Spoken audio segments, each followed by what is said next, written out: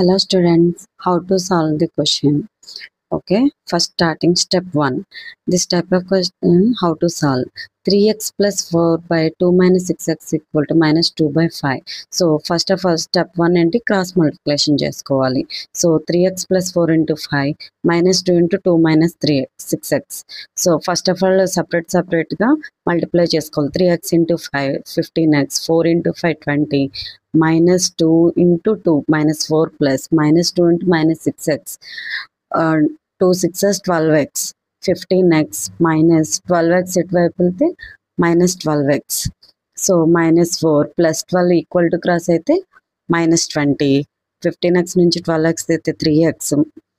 Minus into minus plus కానీ, so 20 plus 4 24.